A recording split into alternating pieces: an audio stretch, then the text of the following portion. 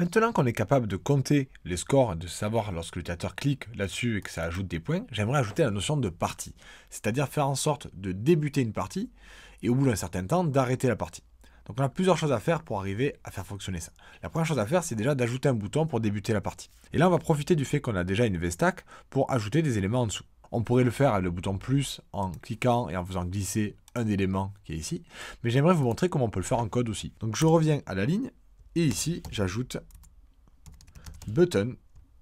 J'ouvre les parenthèses. Je vais lui mettre le titre nouvelle partie. Encore une fois, vous voyez, dès qu'on met du texte, on met des doubles guillemets.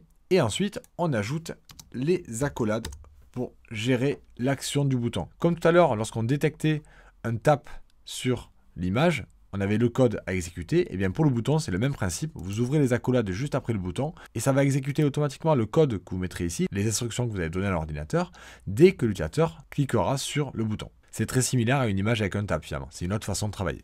Par contre, mon bouton, il est quand même un petit peu collé au bouton plus, et j'ai peur qu'on ait des soucis, c'est-à-dire que quand on va taper à toute vitesse sur le bouton, j'ai peur qu'on se mélange entre les boutons s'ils sont trop proches. Donc ce qu'on va faire, c'est qu'on va les espacer, mais plutôt que de les espacer un petit peu, j'aimerais aller encore plus loin, et pousser vers le haut de l'écran toute la partie qui est en noir, et vers le bas de l'écran, le bouton nouvelle partie. Ça va ajouter en plus une petite pression, puisque quand on va débuter une partie, on va devoir se dépêcher d'aller en haut, appuyer sur le bouton plus, et ensuite, jusqu'à la fin de la partie, on va cliquer à toute vitesse sur le bouton plus.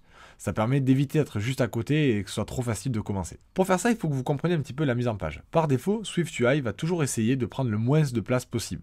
Donc notre corps, pour l'instant, il est composé de cette VStack. Elle a 3 éléments. Le premier, le deuxième et le troisième. Et comme ils sont assez petits, elle va les centrer au milieu de l'écran. Tant qu'elle n'a pas besoin, elle ne va pas prendre de la place inutilement. Par contre, on peut ajouter dans cette VStack un élément qu'on situerait entre les deux. Vous voyez, juste en dessous de l'image et au-dessus du bouton, donc entre les deux, on va mettre l'équivalent d'un ressort qui va pousser les éléments le plus loin possible pour prendre toute la place restante. Cet élément, il s'appelle spacer. Encore une fois, on peut l'ajouter soit en code, soit en le cherchant dans le plus qui est ici. Comme la liste est un peu longue, le mieux c'est de commencer à taper pour le trouver. Vous voyez, spacer, on a des pointillés avec les flèches, ça fait penser à un ressort. Alors là, ils l'ont mis horizontal, mais ça dépend du groupe dans lequel vous l'avez mis. Il marche à la fois sur une stack verticale ou horizontale. Donc je vais le prendre et on va le mettre ici. Spacer. Et lorsque je fais ça, regardez ce qui s'est passé. Automatiquement, il a poussé vers le haut ce qu'il y avait au-dessus de lui et vers le bas ce qu'il y avait en dessous. Maintenant, mon bouton qui est ici, il est un peu trop collé au bord. On va avoir du mal à appuyer en tant qu'utilisateur. Donc il faudrait ajouter un petit espacement. On a déjà vu comment faire, on appelle ça le padding.